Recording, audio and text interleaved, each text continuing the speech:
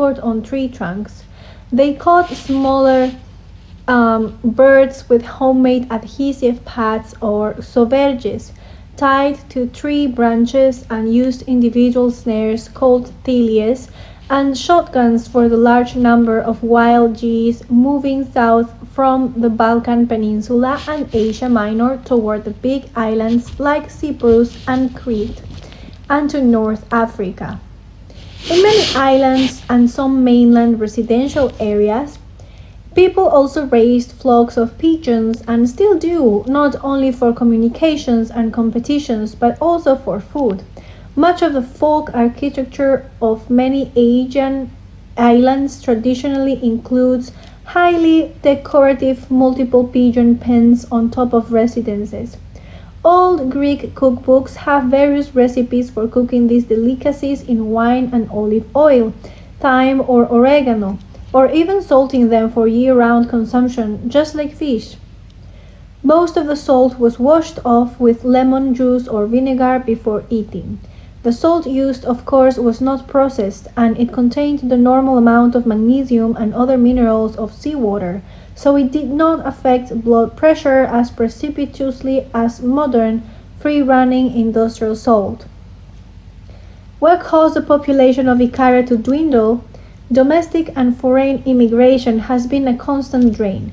The unpredictable availability and expense of transportation, as well as the allure of economic opportunity and modern amenities in the mainland and abroad, played an important role.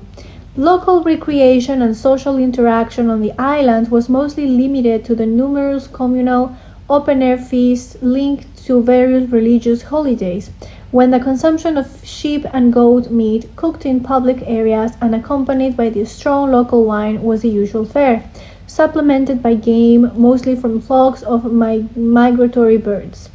As to fish, however, it was a traditional fare in funeral wakes.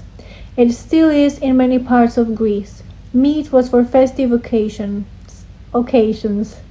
One wonders whether Icaria residents and the mainland physicians they rarely visited ever imagined there will come a day when an atrocious, so-called correct Mediterranean diet will be invented abroad and falsely attributed to islanders.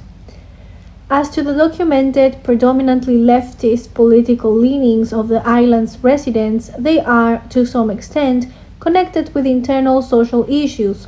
They include the common resentment of seafood catchers and eaters against meat eaters, perceived as social injustice because of the highly envied socio-economic status of livestock owners and consumers versus the proletariat status of fishermen.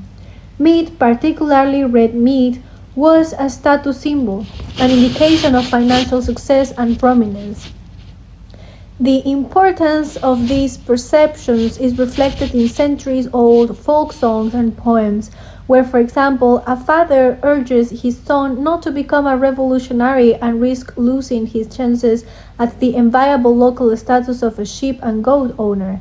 There is no popular folk song extolling the social status of a skillful fisherman or a productive producer of tomatoes and beans.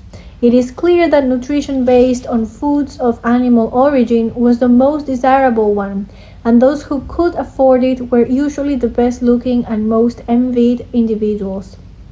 It is also worth reminding researchers that Greece had rampant